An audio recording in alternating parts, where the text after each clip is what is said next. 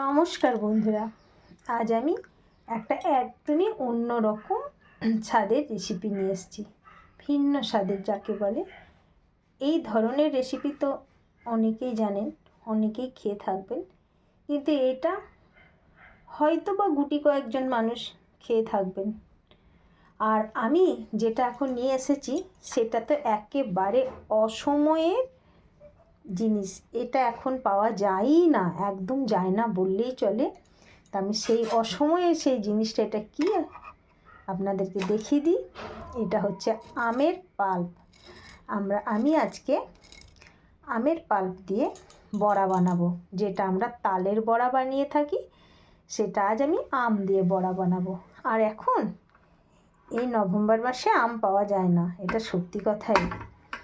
তো এই দেখুন, আমি এটাকে ফ্রিজিং করে রেখেছিলাম। আমের পাল্পটাকে বের করে একটু ফুটিয়ে আমি এটা ডিপ ফ্রিজে রেখে দিয়েছিলাম, যেটা আমার যখন ইচ্ছে হবে আমি তখন এটা বানিয়ে খেতে পারবো। আমি আমের পাল্পও এইভাবে রেখেছি, এবং তালের যে মাড়িটা বা তালের পাল্পটা সেটাও আমি এইভাবে রেখে দিই ফ্রিজিং করে।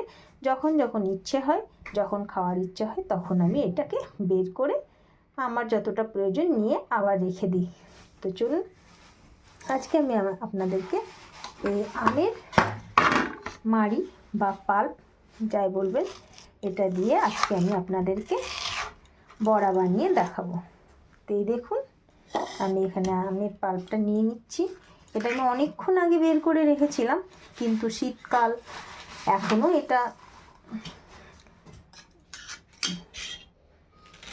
এটা আমার অসময়ের সাথী, তাই না বন্ধুরা?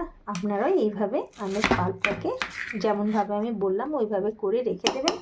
দেখবেন যখন ইচ্ছে হবে করে খাবেন। শুধু আমের বড়া কেন, কারোর যদি মনে হয় আমি জুস করব, এখান থেকে নিয়ে আপনি জুসও বানিয়ে নিতে পারবেন, আর ইচ্ছে গেলে খেয়ে নিতে পারবেন। তো এখানে আমি আমের পাল্পটা নিয়ে নিলাম। এবার আমি আটা নিয়ে নেবো এর মধ্যে। এই যে এখানে আমার গমের আটা আছে, এই আটা আমি নিয়ে নেব। এটা আমি এক বাটি মতো নেব, কিন্তু আমি হাতাই করে তুলে নিয়ে নিচ্ছি, তাই আর বাটিতে মাপ করলাম না।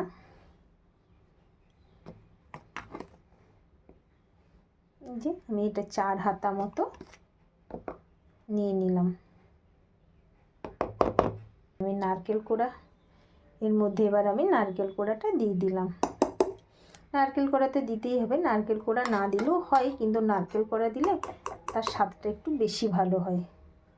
তা আমি এখানে এই হাতাটাতে করেই 1.5 হাতা মতো দিয়ে দিলাম। যত বেশি নারকেল পড়বে ততই ভালো লাগবে খেতে।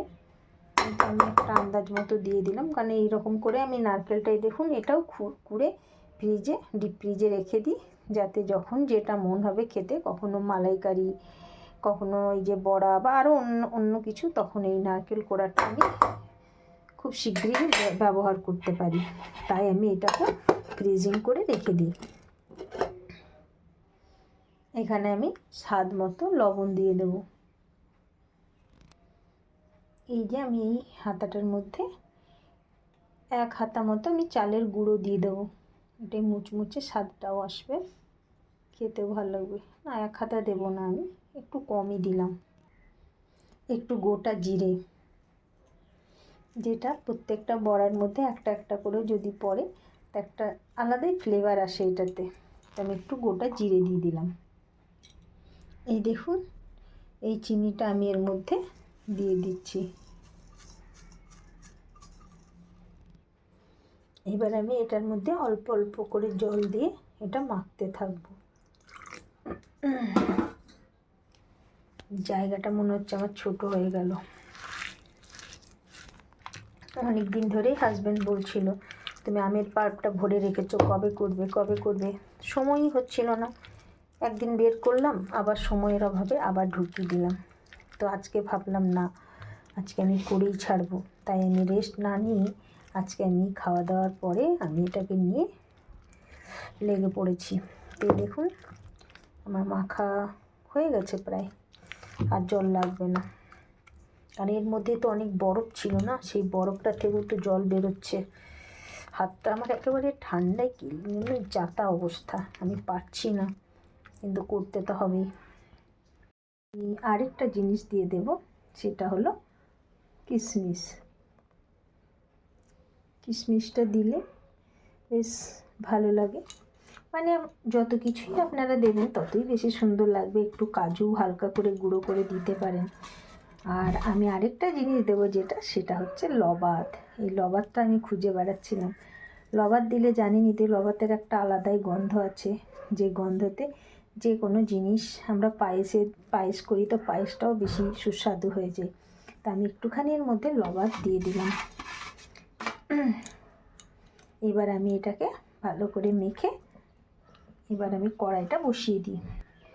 এই যে আমি কড়াই বসিয়ে দিয়েছি, গ্যাসটাকে অন করে দিলাম। কড়াই আমার গরম হয়ে গেছে, আমি এবার এখানে সাদা তেল দিয়ে দেবো।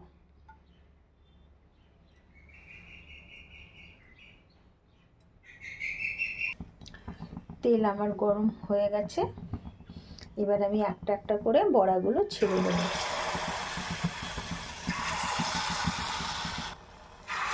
তেলের আঁচটাকে আমি একটু কম করে দিলাম, নাহলে এখনই পুড়ে যাবে।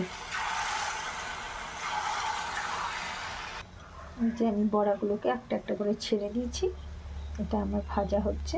একটু ভাজা হয়ে গেলে আমি আবার এগুলোকে উল্টে পাল্টে দেবো।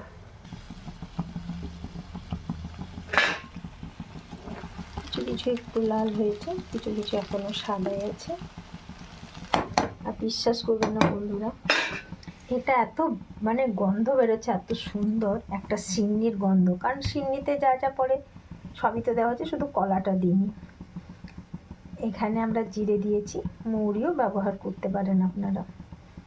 তো সত্যি এটা একটা সিন্নির যে ফ্লেভার, সেই ফ্লেভারটা আসছে। আমি তো একটু চেটেও দেখে নিলাম, দারুণ লাগছে খেতে। যেতে এখানে নারকেল কোড়া আছে, কিশমিশ আছে, গুড় আছে, চিনি আছে, সবই আছে। দারুণ গন্ধ বেরোচ্ছে, দারুণ লাগছে খেতে। এই দেখুন আমার বড়াগুলো মনে হচ্ছে ভাজা হয়ে গেছে, লাল লাল হয়ে গেছে। দেখি এবার আমি তুলে দেখি। হ্যাঁ, দেখুন আমার ভাজা হয়ে গেছে বড়াগুলো। আমি এবার একটু একটু করে তুলে নেব। তো দেখুন বন্ধুরা, কি সুন্দর আমার বড়াগুলো হয়ে গেছে। দেখেছেন কি সুন্দর লাল লাল বড়া হয়, জানতাম দাম দিয়েও যেটা হতে পারে এত সুস্বাদু, এটা জানতাম না। এবার অবশ্যই আপনাদেরও মনে হবে কখন আমের সিজন আসবে আর আমরাও এইভাবে করে খাবো। তালের বড়াতেও আমি এইসব জিনিসগুলো দিয়ে থাকি, ওটাও খুব ভালো লাগে। তালের বড়াতেও আমি নারকেল কোড়া তো দিতেই হয়, কিন্তু তার সাথে কাজু কিশমিশ এগুলো দিয়ে দিই। এই যে জল নারকেল দিয়ে বানাচ্ছি।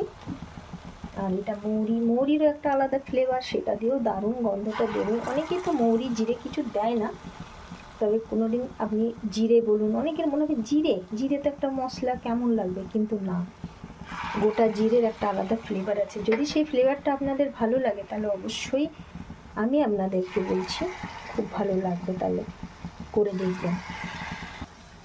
এই দেখুন আমি এগুলো সব কড়াইয়ে দিয়ে দিয়েছি, আর জায়গা নেই কোথাও, একটু তিল ছুতেও জায়গা নেই। পুরোটাই আস্তে আস্তে দিন অনেকক্ষণ ধরে করছি আর আমি পারছি না।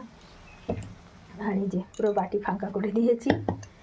এবারে একবারই সব দিয়ে দিচ্ছি, এটা হয়ে যাক, তারপর আমি নামিয়ে দেখাচ্ছি আর খেয়েও বলছি কেমন হয়েছে। আমার এই বড়াগুলো তৈরি হয়ে গেছে, এবার আমি এগুলোকে তুলে নেব। গ্যাস আমি অফ করে দিয়েছি, নাহলে আরও বেশি পুড়ে যাবে। তো এবার আমি এগুলোকে তুলে নিচ্ছি।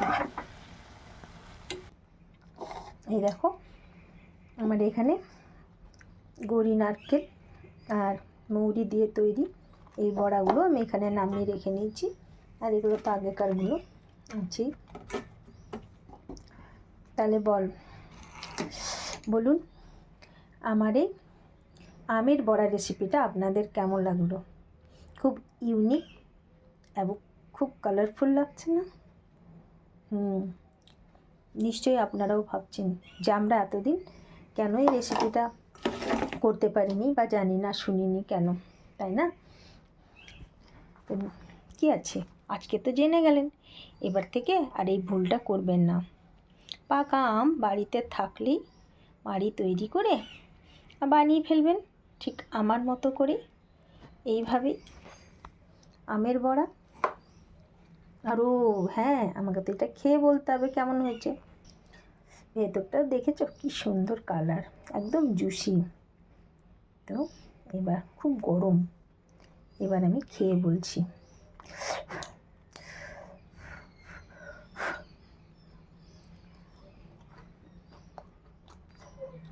ফাটাফাটি। এটা একটা আলাদা রকম ফ্লেভার। নারকেল কোড়াটা গড়ি নারকেলটা যেমন মুখে যখন লাগছে তখন একটা আলাদা রকম ফ্লেভার আসছে। যারা গড়ি নারকেল ভালোবাসেন তারা অবশ্যই করবেন, যারা গড়ি খান না, তেল তেলে একটা গন্ধ বলে তারা করতে যাবেন না। তো চলুন, এরকম নিত্য নতুন রেসিপি পেতে হলে কোথায় আসতে হবে? সর্ষে পোস্ত সঙ্গে অনু কিচেনে। তো অবশ্যই আশা করছি অবশ্যই আপনাদের এই রেসিপিটা আমার ভালো লেগেছে। তো দয়া করে আমার চ্যানেলটাকে সাবস্ক্রাইব করে দেবেন, আর লাইক কমেন্ট শেয়ার করতে একদমই ভুলবেন না। ধন্যবাদ।